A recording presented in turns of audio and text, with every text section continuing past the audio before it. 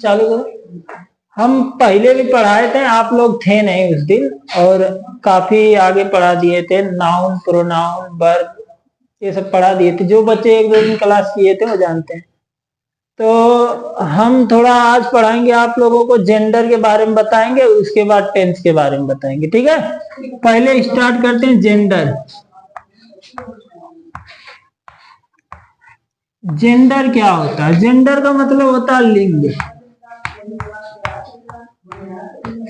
Gender मतलब लिंग। देखो बहुत बड़ी चीज नहीं है, छोटी सी बात है। जेंडर 3 होते हैं, आपको ध्यान देना है। Feminine gender, masculine gender, common gender और न्यूट्रल जेंडर। सॉरी 3 नहीं 4 होते हैं। Feminine gender, masculine gender, common gender और न्यूट्रल जेंडर।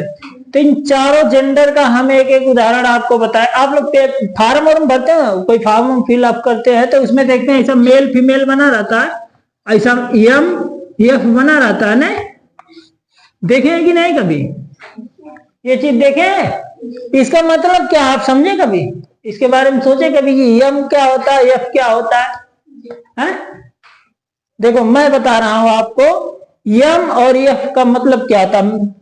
एम का मतलब होता है मैस्कुलाइन जेंडर, माने पुरुष लिंग। मैस्कुलाइन जेंडर का मतलब होता है पुरुष लिंग। अब पुरुष लिंग में क्या आता है? जो केवल पुरुष की तरफ इशारा करे, माने किसी पुरुष जाति की तरफ जो इशारा करे वो होता है मैस्कुलाइन जेंडर। जैसे फादर, फादर, फादर हो गए, फादर मीन्स पिताजी।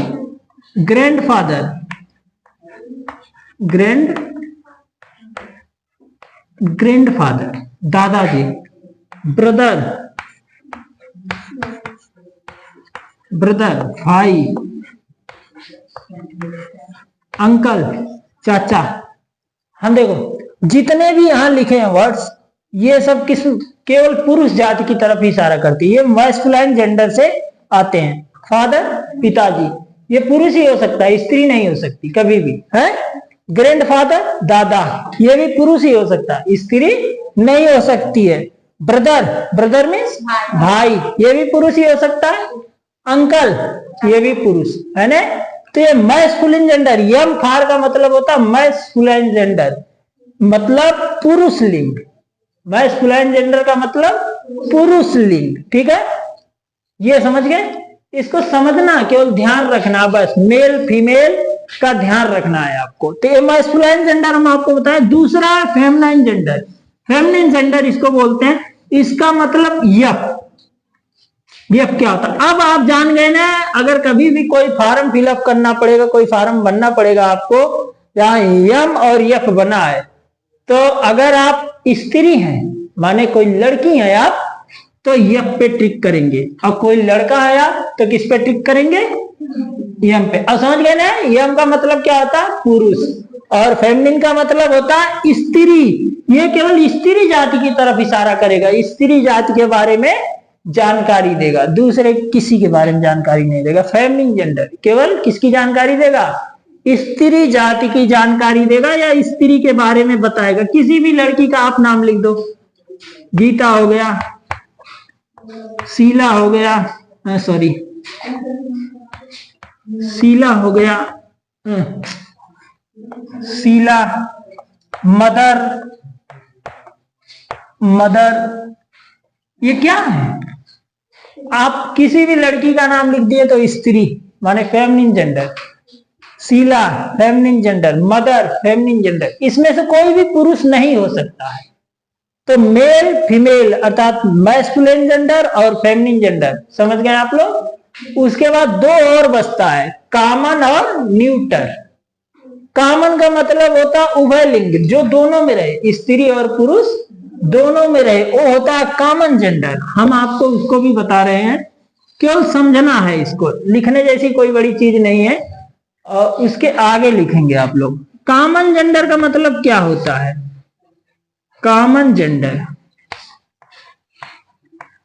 कॉमन जेंडर का मतलब ये दोनों की तरफ इशारा करे, स्त्री पुरुष दोनों आ सकते हैं। कॉमन जेंडर में स्त्री भी आ सकती है और पुरुष भी आ सकता है। तो ऐसा वर्ड आप बताएंगे जिसमें स्त्री भी आए और पुरुष भी आए। हम आपको बता रहे हैं एग्जाम्पल में आप लिख सकते हो क्या?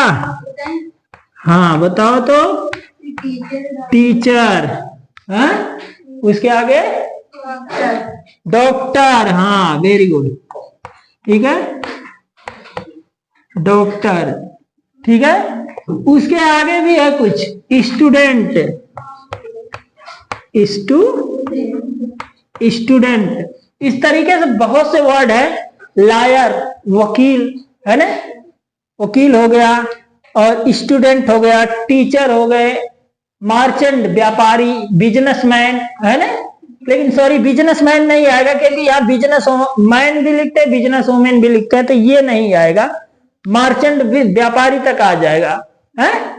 फार्मर, फार्मर भी आ जाएगा, किसान, औरतें भी किसानी काम करती हैं। लेबर, मजदूर, है ना। तो ये क्या है? ये कॉमन जेंडर में आता है। कॉमन जेंडर का मतलब जो दोनों में रहे, जो दोनों में रहे।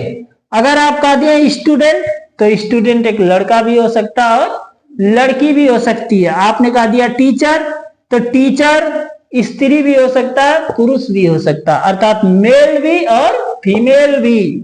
डॉक्टर भी वही बात है, डॉक्टर मेल भी हो सकता है और फीमेल भी हो सकता है। तो ये होता है कॉमन जेंडर, ठीक है। उसके बाद लास्ट और चौथा है न्यूटर जेंडर। न्यूटर जेंडर क्या होता है? न्यूटर जेंडर के बारे में आप सुनो। न्यूटर जेंडर का सीधा सीधा मतलब होता है निर्जीव, या बहुत छोटे छोटे जीव जिनका हम अलग ना कर पाए कि ये मेल है या फीमेल है, जिसको हम अलग करने में सक्षम ना हो कि ये मेल है या फीमेल है, उसको हम क्या बोलेंगे? Neuter gender. तो न्यूटर जेंडर में निर्जीव वस्तुएं आएंगी, निर्जीव थिंग्स आएगा। जैसे क्या?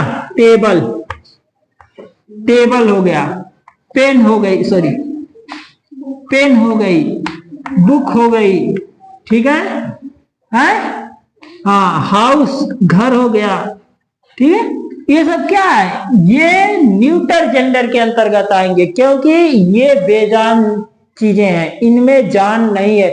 लाइफलेस माने जिसमें जीवन नहीं है, वो आएगा न्यूटर जेंडर के अंतर्गत, ठीक है।